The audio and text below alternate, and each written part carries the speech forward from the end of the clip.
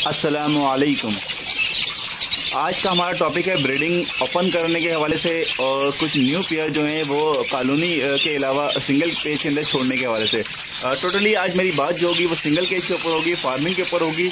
Single cage के हवाले से जो मैंने पेयर्स बंद किए थे उनकी ब्रीडिंग ऑन करनी है और ऑन करने से पहले क्या एहतियातें हैं। बारिश के हवाले से कुछ बात करूँगा कि बारिश की वजह से जो बर्ड्स का नुकसान हुआ है या फिर उसके अलावा जो मच्छर पैदा हुए हैं उसके हवाले से। और एक टॉपिक इसके अंदर और मैं इंक्लूड कर दूंगा, छोटी चुईयाँ जो होती हैं, बारीक वाली छोटी चुईयाँ जो 1-2 इंच की होती हैं, चूहे जो छोटे छोटे से होते हैं उसके हवाले से। तो सबसे पहले स्टार्ट करते हैं, हम पेयरिंग से स्टार्ट करेंगे, ओवरऑल सारी चीज़ों को कवर करेंगे इंशाल्लाह। तो ये कुछ पेयर हैं, जैसे कि जिन दोस्तों को नहीं पता मैं उनको बता दूं, ये मेरे घर के पट्टे निकले हुए हैं, फिशर के पट्टे हैं ये। इसी तरह से लवबर्ड्स के हैं, लोडिनो के हैं। तो जो पेयर्स मेरे पास रिक्वायरमेंट थी वो मैंने पेयर अपने पास रख लिए अच्छे जो हैं। एक खाने के अंदर जो है वो मैंने 6 दाने छोड़े हुए हैं, ठीक है जनाब। जैसे कि 5 दाने एक दाना अंदर होगा, इसी तरह से मैंने हर खाने के अंदर 5-6 दाने छोड़े हैं। चेक कर लिया था, 50% चेक होता है, 100% मैंने पहले भी कहा था चेक नहीं होता कि ये नर है या मादा है, मेल या फीमेल है, ठीक है। वो जब एक कुलिया में जाने लगते हैं तो उससे कंफर्म होता है। तो इसी तरह से जो है मैंने लवबर्ड्स के भी छोड़े हुए, लोडिनो के भी छोड़े हुए और ये फिशर भी हैं। जिस मेरे पास रिक्वायरमेंट थी मैंने इस तरह से पट्टे छोड़े हुए थे। तो ये पेयरिंग के हवाले से मैं आपको बताऊं कि पेयरिंग किस तरह से करी है। ये पेयरिंग मैंने इस तरह से करी है, इस पिंजरे का साइज़ है 18 इंच इसकी हाइट है, 2 फीट इसकी जो है वो लेंथ है और 12 इंची जो है इसकी विड्थ है। 1 फुट इसकी विड्थ है, 2 फीट इसकी हाइट है, 2 फीट इसकी लेंथ है, 1.5 फुट जो है इसकी हाइट है और डीप जो है वो इसकी 1 फुट है। ओके, आपको समझ आ गया होगा। इसी तरह से ये पेयरिंग, वैसे तो ये केज जो है वो ब्रीडिंग केज है, इसी साइज में ब्रीडिंग लेता हूँ, इसी में मैंने ये पेयर छोड़े हुए हैं। अब जो पेयर लगता जाएगा वो एक कुलिया में जाता जाएगा, उसको मैं रात के टाइम या असर के बाद जो है वो पकड़ के अलग करके किसी और ब्रीडिंग केज में डाल दूंगा। इसी तरह से सारा पेयरिंग लगेगी, लवबर्ड्स की भी ऐसी लगती है और बजरी की भी ऐसी। अच्छा, मैं निकालने से पहले उनको एक दफ़ा कंफर्म कर लूँगा, हड्डी से चेक कर लूँगा कि हाँ ये मेल और फीमेल कंफर्म है, तो इनको मैं अलग कर लूँगा। उसके अलावा सेकंड जो बात करते हैं हम ब्रीडिंग, जो पुराने पेयर की ब्रीडिंग में ऑन कर रहा हूँ। वैसे तो 1 जुलाई को ब्रीडिंग ऑन कर देनी चाहिए थी, मैंने अक्सर पेयर की ब्रीडिंग ऑन कर दी है। एक आध पेयर जो ऐसे हैं जो मैं आपको दिखाने के लिए ब्रीडिंग ऑन नहीं कर सका, उनकी मैं ब्रीडिंग ऑन कर दूंगा। अच्छा, बजरी की ब्रीडिंग मैंने ऑन कर दी है, आज 4 अगस्त है। बजरी के तकरीबन सबकी मैंने ब्रीडिंग ऑन कर दी है, लेकिन कुछ पेयर ऐसे थे जो मैंने अभी तक नहीं डाल सका। उसका कुछ रीज़न था, कुछ सफाई की वजह थी और कुछ और जो मेरे पास प्रॉब्लम चल रही थी, उस वजह से मैं कर नहीं सका। तो आज मैं सारी चीज़ें ये कर रहा हूँ, तो उसके ऊपर भी एक वीडियो अलग से बना दूंगा कि बजरी किस तरह से सेट होंगे। इसके बाद भी वो इंशाल्लाह वीडियो, दोनों वीडियो एक साथ में बना रहा हूँ। आज आपके लिए 2 वीडियो इंशाल्लाह आपको अपलोड कर दूँगा। तो ये तरह से ये तो पेयरिंग हो गई, इस तरह से पेयरिंग कर लेते हैं। अब उसके बाद जो पुराने पेयर में ऑन कर रहा हूँ उसके लिए क्या करना है, उसकी कुछ एहतियातें ऐसी हैं यार जो लाजमी करना चाहिए आप सब दोस्तों को, और नए पेयर के साथ करना चाहिए और पुराने पेयर की जो ब्रीडिंग है उनके साथ क्या करना चाहिए। अच्छा, हम लोगों का अक्सर ये होता है, वैसे तो पहले ही करना चाहिए, जब आप पेयर बंद कर रहे हो तो उसकी कुलियाँ निकाल के साफ करके स्प्रे करके आप उसको रख दें, ये पहले करना चाहिए। और जो जिन्होंने पहले किया तो बहुत अच्छी बात है, और जिन्होंने नहीं किया तो वो बाद में कर लें, लेकिन पहले भी करना चाहिए और बाद में भी करना चाहिए। कुलिया को साफ़ करके लगाएं, उसकी जो गंदगी है उसको साफ़ करें। अच्छा, अब 2 बातें इस तरह से आ रही हैं, जैसे कि मैं आपको एक कुलिया दिखाऊँ। ये कुलिया है, इसमें थोड़ा बहुत गंद लगा हुआ है, ये मैंने हाथ से कर दिया, वैसे करना नहीं चाहिए था। हाथ इसके अंदर मैं देखता हूँ कुछ है या नहीं है। ये पत्थर मैंने पत्थर भी डाला हुआ है। जैसे कि ये कुलिया है, इतनी ज़्यादा गंदी हो रही है। इस कुलिया को आपको क्या करना है, ब्रीडिंग ऑन करने से पहले इस कुलिया को आपको अच्छी तरीके से बुरिश से जो है वो धो लें, पानी से धो लें इसको अच्छी तरीके से।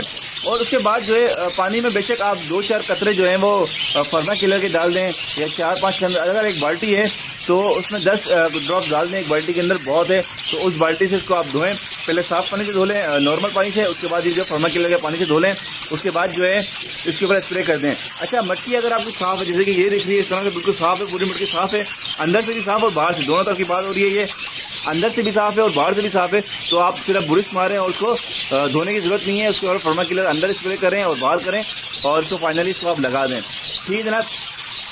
कुलिया आपने लाजमी धोनी है ब्रीडिंग ऑन करने से पहले और साफ़ करनी है।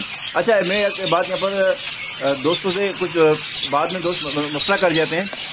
एक होता है बारूदा लकड़ी का, बिल्कुल बारीक वाला, बिल्कुल बारीक होता है, और एक होता है थोड़ा सा हल्का सा मोटा। मैं आपको दिखा देता हूँ किस तरह की मैं बात कर रहा हूँ। ओके, ये मैं इस बरूदे की बात कर रहा हूँ। ये लकड़ी जो घिसती है आराम से आपको मिल जाएगा किसी भी बढ़ई की दुकान से, किसी भी दुकान से जो है ये जहाँ पर ये लकड़ी का काम होता हो, ये घिसा हुआ बरूदा होता है। इससे ज़्यादा बारीक ना होना चाहिए, बस ये होना चाहिए इस कंडीशन का। आपको वाज़ेह हो गया होगा मैं किस तरह का कह रहा हूँ। ना इससे ज़्यादा पतला हो, ना इससे ज़्यादा बारीक नहीं होना चाहिए, ठीक है। और ये हाफ इंच से भी कम के होंगे ये। इससे ज़्यादा बारीक जो पाउडर होता है आप वो ना डालें, हमेशा इस तरह का आप डालें, ठीक है ना। बारूदा आपने इतना सिर्फ और सिर्फ 3 इंची डालना है। 3 इंची बोला हूँ, 2 इंची से ज़्यादा नहीं डालना। अगर आप ज़्यादा डालते हैं तो वो अंडे जो हैं वो दब जाते हैं। और अगर बारीक वाला आप डालते हैं, बिल्कुल बारीक होता है, पाउडर शेप का होता है, अगर वो डालते हैं तो आप वो जो है बर्ड जो है उसमें अंडे दब जाते हैं। बहुत ज़्यादा उसमें चांसेस होते हैं कि अंडे दब जाते हैं और मादियाँ फिर अंडे बाहर फेंक देती हैं। फिर अक्सर दोस्त शिकायत करते हैं। ये तो हो गए पुराने बर्ड्स की बात जो पेयर सेट हैं। अच्छा, अब नए बर्ड्स की भी बात कर रहा हूँ। ये बहुत ज़रूरी और बहुत एक यूनिक ट्रिक दे रहा हूँ आपको, बहुत ज़बरदस्त ट्रिक दे रहा हूँ जो आजमाई भी मेरे पास। और जिनके पास लव बर्ड्स, बजरी या लोडिनो सेट ना होते हों, जल्दी आपको कंफर्म हो कि हाँ ये पेयर है, लेकिन ये कुलिया में नहीं जा रहा, अंडे नहीं जल्दी दे जाइए।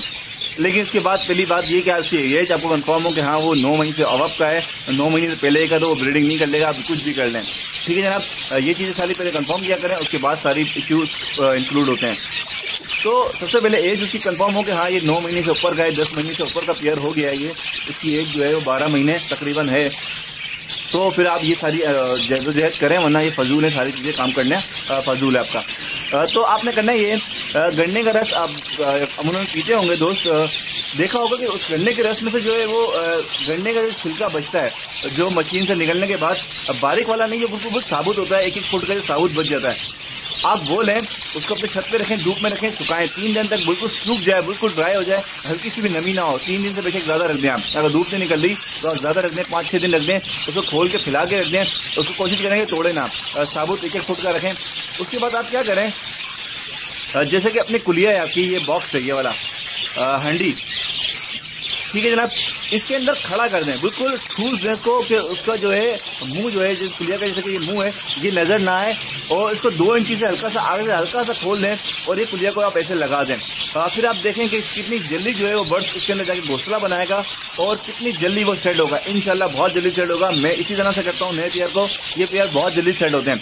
अच्छा, उसके अंदर आपको एक और बात बता दूँ कि उसके अंदर जो है कीड़ा लगने के चांसेस बहुत ज़्यादा होते हैं, ठीक है, क्योंकि वो मीठी चीज़ होती है, चुटियाँ भी जाने के चांसेस होते हैं, कीड़ा लगने के चांसेस बहुत ज़्यादा होते हैं। तो उसका क्या हल हो? उसका सिंपल सा हल है, आपने नीम का पौधा देखा होगा, नीम का पौधा, नीम का पेड़ जो बाहर लगा होता है, अक्सर उसमें नीम की गोलियां निकलती हैं, येलो कलर की होती हैं, ग्रीन कलर की होती हैं, ठीक है। आपने या तो नीम की गोलियां 2 से 3 जो है वो फोड़ के उसके अंदर डाल दें, नीचे डाल दें, एक सेंटर में डाल दें और एक टॉप पे रख दें। 3 गोलियां इनफ हैं, एक कालो एक हैंडी के अंदर, एक ब्रीडिंग बॉक्स के अंदर, बहुत इनफ, इससे ज़्यादा नहीं।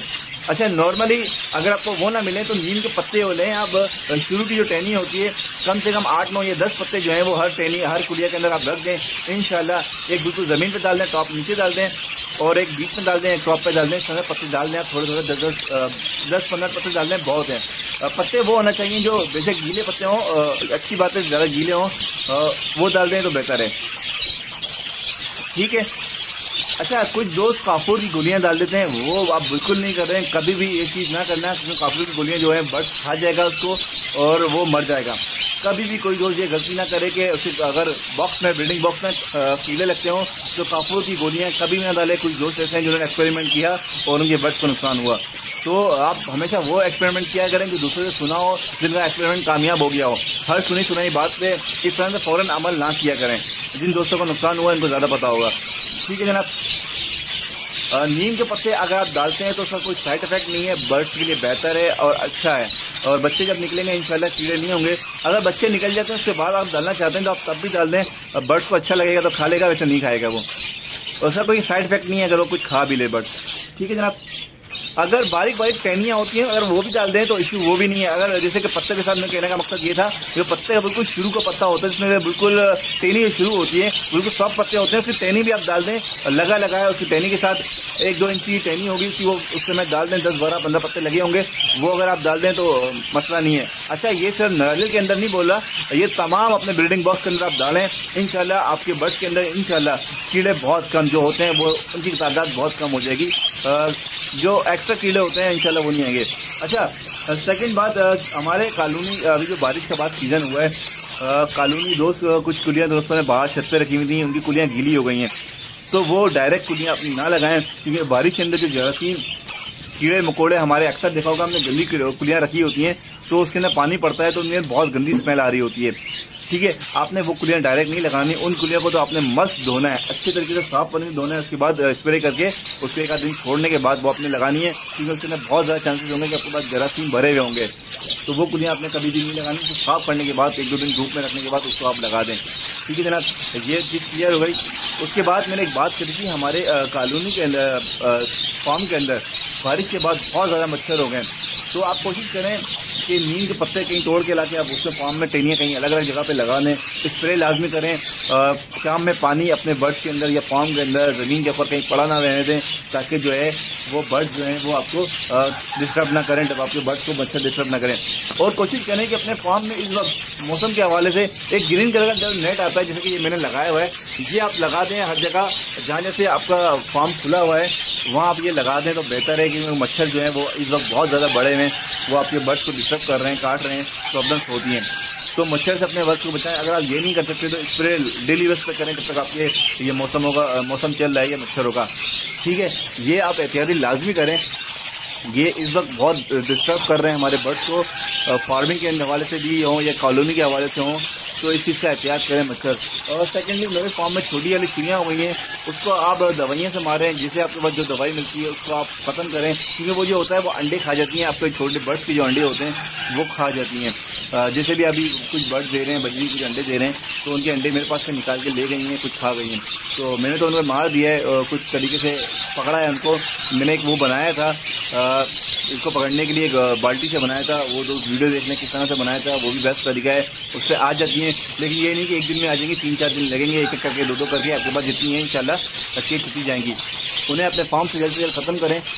उसके बाद बजरी, आज मैं इंशाल्लाह सारे लव बर्ड्स की पेयरिंग खोल दूँगा, ब्रीडिंग खोल दूँगा, और जैसे जैसे नए बर्ड्स की पेयरिंग होती जा रही है मैं अलग करता जा रहा हूँ। ठीक है जनाब, कुछ एक्सपेरिमेंट जो करने थे लोडी उससे करने थे, मैंने काफ़ी सारे उसके बजरी के ऊपर करने थे, स्पेशली बजरी के ऊपर बहुत सारे एक्सपेरिमेंट है, वो करेंगे इंशाल्लाह। उसकी वीडियो इंशाल्लाह मैं अपलोड करता रहूँगा। अच्छा, मैं ये जो बात मैं अभी जो कर रहा था सफाई के हवाले से,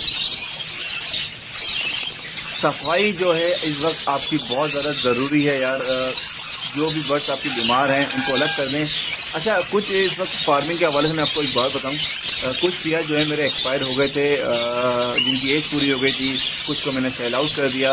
जैसे कि अगर मादी अच्छी थी मादी रख ली, नर को मैंने सेल आउट कर दिया। अगर नर अच्छा था मादी ख़राब थी, तो कुछ जोड़े मेरे टूटे हैं। मेरे क्या, हर दोस्त के हर ब्रीडिंग के बाद जब ब्रीडिंग खोलते हैं ऐसा होता है। जो फार्मर जिनको पुराने हैं उनको सबको पता है कि जब नई दफ़ा अगली दफ़ा ब्रीडिंग खोलते हैं तो कुछ लॉस हुए हुए होते हैं।